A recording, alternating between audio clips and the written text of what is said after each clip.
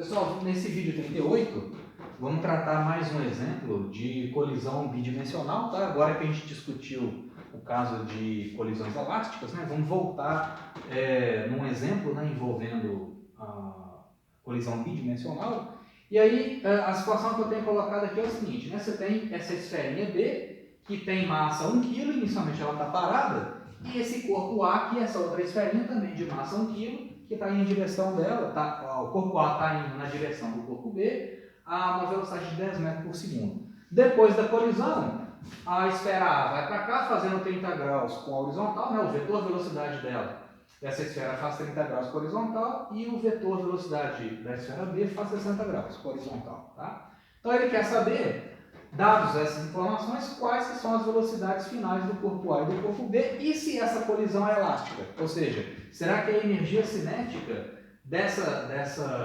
energia cinética desse sistema se conserva antes e depois da colisão? Ou será que eu vou ter algum tipo de dissipação de energia devido à colisão? Tá? Então, a gente ainda não sabe logo de cara, a gente não sabe responder isso aqui só batendo o olho no problema, né? A gente vai ter que avaliar. Então, a primeira coisa que a gente tem que fazer é o seguinte, que é absolutamente geral, no caso de colisões, é utilizar a conservação da quantidade de movimento, antes da colisão e depois da colisão. Né? Porque em colisões, de novo, né, você tem forças internas de alta intensidade, né, o impulso das forças internas é maior do que o das forças externas. Então, no instante de tempo, imediatamente antes da colisão e imediatamente depois da colisão, as quantidades de movimento são iguais. Né? Então eu tenho que, numa colisão, a quantidade de movimento antes é igual à quantidade de movimento depois. Né? Isso porque durante a colisão a gente só vai considerar as forças internas, que são as forças de interação. Né? Então o P antes, o P se conserva, né? O P antes é igual ao P depois. Então, vamos avaliar quanto que é a quantidade de movimento antes da colisão e depois da colisão. O P antes da colisão é simplesmente a massa do A vezes a velocidade inicial do corpo A. Né? O corpo B, inicialmente, ele está parado, certo? A quantidade de movimento logo depois da colisão, ou seja, imediatamente depois da colisão, eu vou ter massa do B vezes velocidade final do corpo B, somado vetorialmente com a massa do A, velocidade inicial do corpo A. Essas duas esferas têm a mesma massa, tá? Então, no fim das contas, eu vou cortar essas massas, tá? Mas, por enquanto, vou deixar indicado. Essa é a equação geral, né? A equação de conservação. Essa é uma colisão bidimensional, então essa equação tem as componentes x e y, né? Cada vetor aqui tem as suas componentes x e y, tá?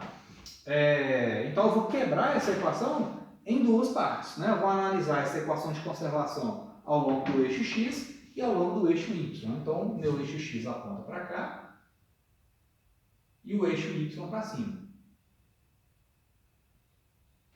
Vou desenhar esse sistema de coordenadas auxiliar. Porque aí, quando eu passar da forma vetorial para a forma algébrica, eu tenho que atribuir os sinais conforme essa minha escolha de sistema de coordenadas. Eu poderia ter colocado o eixo y para baixo e o eixo x para a esquerda? Poderia também, desde que você seja consistente com toda... Na hora de atribuir os sinais, você tem que ser consistente com a sua escolha de sistema de coordenadas. Né? Então, aqui, por exemplo, todos os vetores que apontam para a direita são positivos, todos os que apontam para cima são positivos também. Né?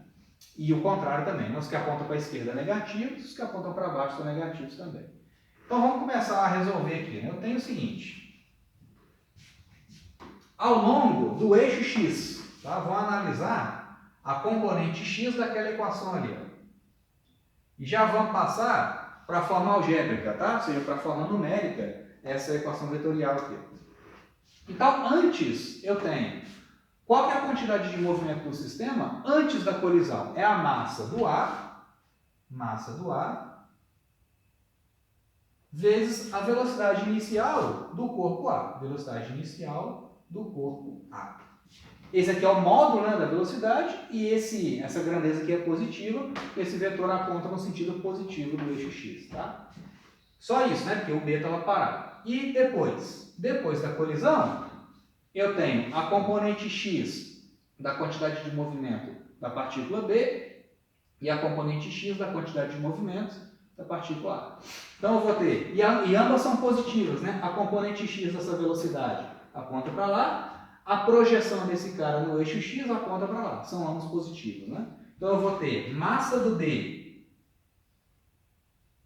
vezes a velocidade desse cara projetada no eixo X, né? Então, de novo, você tem aqui o eixo X para lá e o vetor velocidade V final do corpo B. Eu quero projetar esse cara no eixo X. Então, eu vou ter essa projeção aqui, ó, V final do corpo B na direção X. E esse ângulo aqui vale 60 graus. Não é? Então, eu vou ter V final do corpo B cosseno de 60. Aí eu vou ter essa componente da velocidade. E vezes a massa para achar a quantidade de movimento. Então, MB vezes V final do corpo B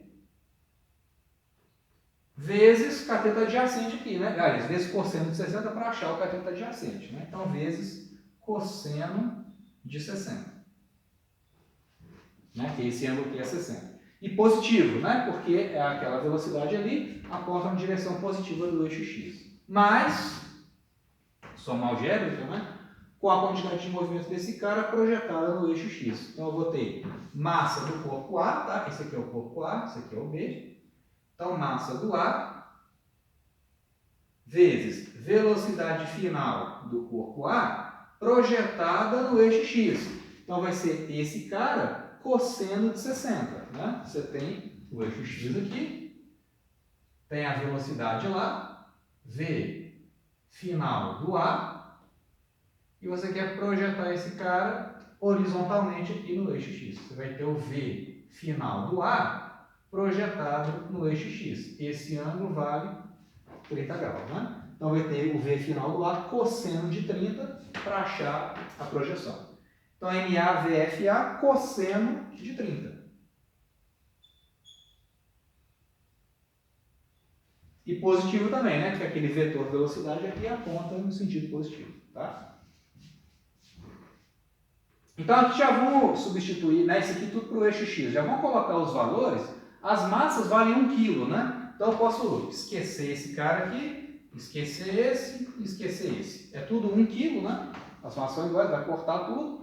O cosseno de 60 é igual ao seno de 30, que vai dar meio. Então esse camaradinho aqui vale meio.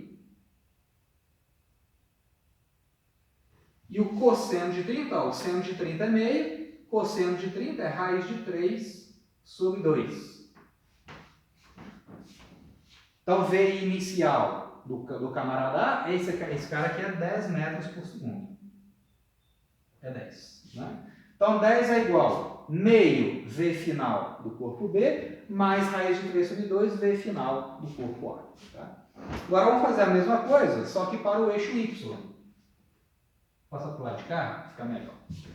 Agora, a análise, né, da conservação do momento linear no eixo Y.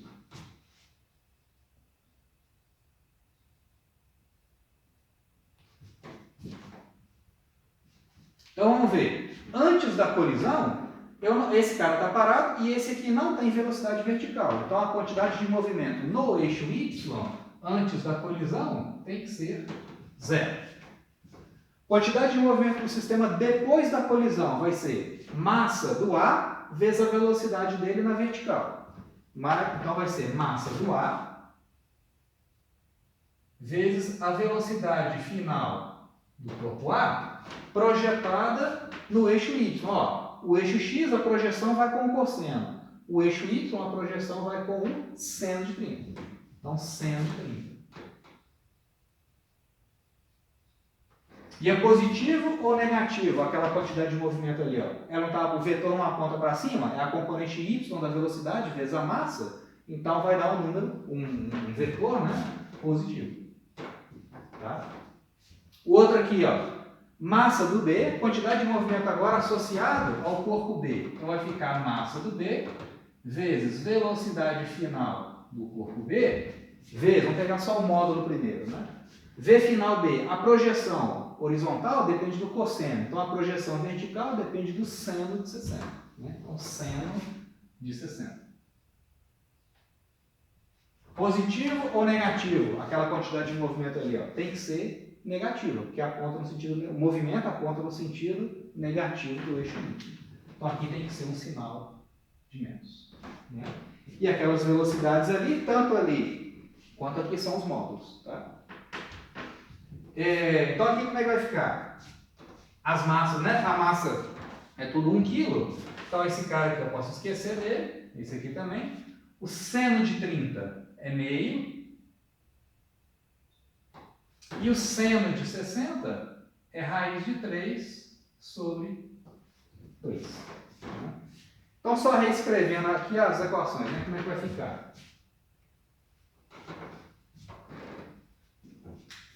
Então, a gente vai ter aqui 10, né? Reescrevendo tudo aqui, ó, montando o sistema. Né? Vou ter aqui 10 é igual meio V final do corpo B.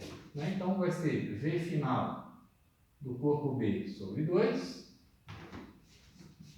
V final do corpo B vezes meio, mais raiz de 3 sobre 2, V final do corpo A, mais raiz de 3 sobre 2, V final do A. Que eu ainda não sei quanto que vale, né? Nenhum dos dois ali, nem o V final do B, nem o do A. Então, deixa quieto ali. Vamos escrever a outra equação. Como é que vai ficar? Aqui 0, né? 0 é igual meio de V final do A, então vai ficar aqui, ó, mais meio V final do corpo A, né? Menos raiz de 3 sobre 2, V final do B. Então, menos raiz de 3 sobre 2, V final do B.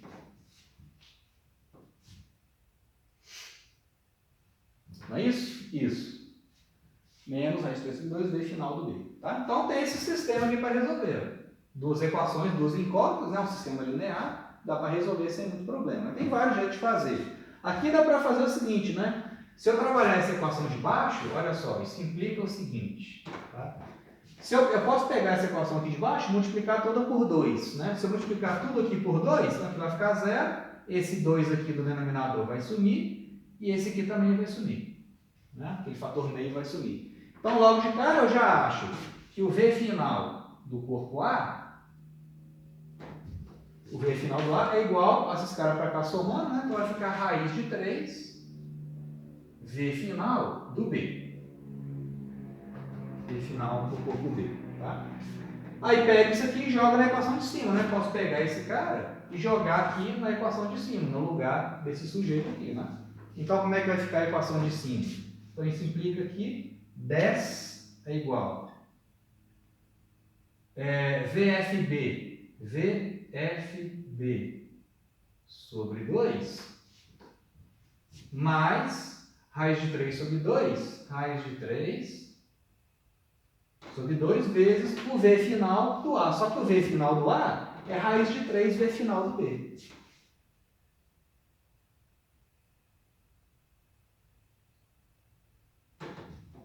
Então vai ficar que 10 é igual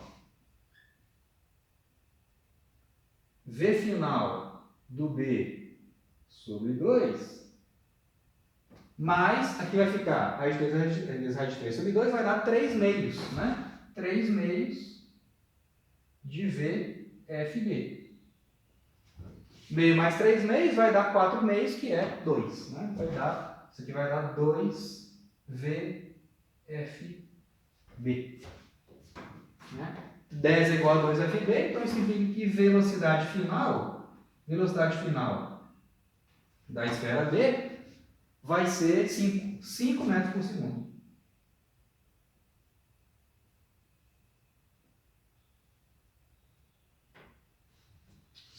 segundo. Né? Então, se o V final do B é 5 metros por segundo, o do A é raiz de 3 vezes isso. Né? Então, a velocidade final do corpo A é raiz de 3 vezes 5 metros por segundo. Ou 5 raiz de 3, né? 5 raiz de 3 metros por segundo.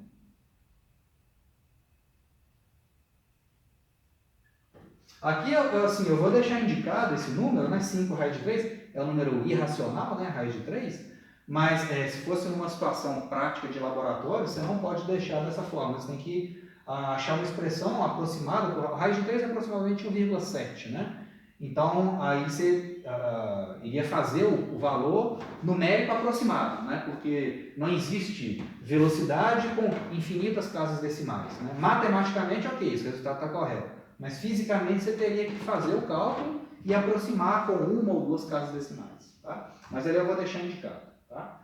Porque agora eu quero responder o seguinte: com base nisso, sabendo as velocidades finais, eu quero saber, será que essa colisão aqui é elástica?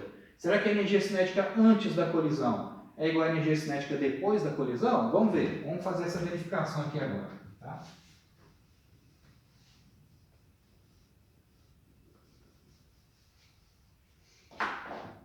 Vou fazer aqui no cantinho.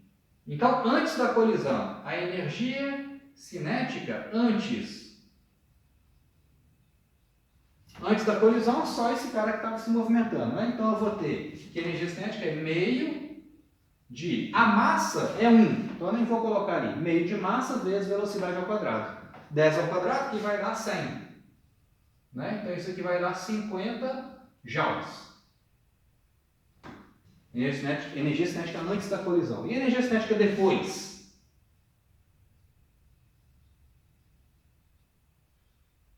Vai ser a soma das duas, né? A energia cinética do A com a do B. Então vai ficar a do A é meio de massa do A, que é 1, vezes a velocidade do A ao quadrado. Vai dar raiz de 3 ao quadrado, dá 3. 5 ao quadrado dá 25. 25 vezes 3, 75. Né? Então vai ficar meio vezes 75 joules, né? Ou 75 sobre 2 joules, né? 75 sobre 2, mais meio, a massa do B também é 1, e a velocidade dele ao quadrado, vezes 25. Então, 25 sobre 2. 75 sobre 2 mais 25 sobre 2 dá 100 sobre 2, que é 50 joules.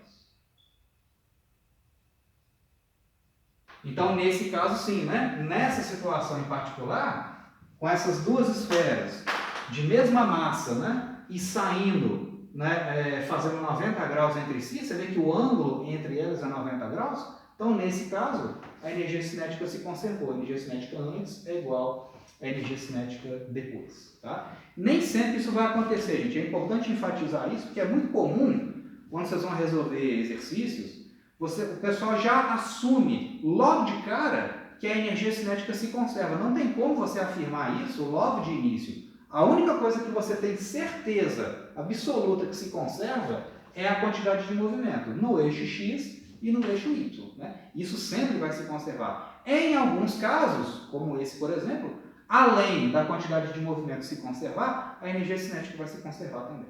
Tá? Mas pegou o exercício para resolver. Se o exercício não afirmou logo de cara que a colisão é elástica, você não pode usar uma coisa que você não tem certeza. Você tem que usar aquilo que você conhece, que é a conservação da quantidade de movimento, antes e depois da colisão. Né? Aí depois que você resolveu, achou as velocidades, você verifica, a energia cinética antes é maior ou menor do que a energia cinética depois. Se for igual, é colisão elástica. Se aqui deu 50 e aqui tivesse dado 30, você teria uma perda de 20 joules. Para onde que foram esses 20 joules? Por exemplo, né, quando você colide, igual eu já mencionei para vocês, né, no vídeo anterior, você pode ter deformação das superfícies, você pode ter dissipação de som, aquecimento das superfícies, né, e isso tudo dissipa a energia cinética que você tinha no início da colisão. Parte dela continua sendo energia cinética e parte é dissipada. Agora, se a colisão for elástica, a energia mecânica, né, a energia cinética vai se conservar. Tá legal? E também só um comentário adicional, pessoal, esse tipo de situação, né, envolvendo colisões bidimensionais, isso o princípio de conservação de quantidade de movimento é muito interessante nesse tipo de situação, porque em casos aí, né, de acidente de trânsito, por exemplo, os peritos lá da Polícia Civil, eles conseguem, a partir dos dados da colisão, né, eles fazem estimativas, por exemplo, sabendo o ponto onde foi a colisão e sabendo a direção para onde cada um dos carros foi depois de uma colisão, você consegue fazer uma estimativa das velocidades após a colisão. Sabendo as velocidades após a colisão, você consegue estimar, usando a conservação da quantidade de movimento, você consegue estimar qual que era a velocidade dos carros antes da colisão, né?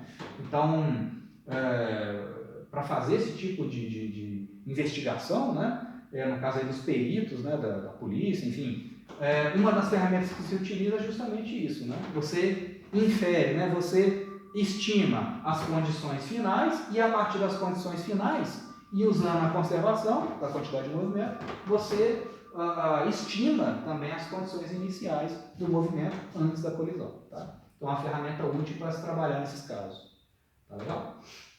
Gente, então isso aqui, esse vídeo 38 encerra o nosso estudo de colisões, impulso e conservação da quantidade de movimento e sistema de partículas, né? A gente está encerrando com esse vídeo aqui. A partir do próximo, a gente já entra no último tópico do nosso curso, que é o estudo da dinâmica rotacional, cinemática e dinâmica das rotações. Então a gente vai voltar a falar de rotações, só que de uma forma um pouco mais precisa, né? Com uma forma um pouco mais geral do que a gente já fez aí no decorrer do curso, tá? E aí, outros exemplos, outros exercícios sobre colisões e conservação da quantidade de movimento, a gente faz na aula de exercícios, tá ok? Então aí no próximo capítulo a gente dá início à cinemática e dinâmica rotacional.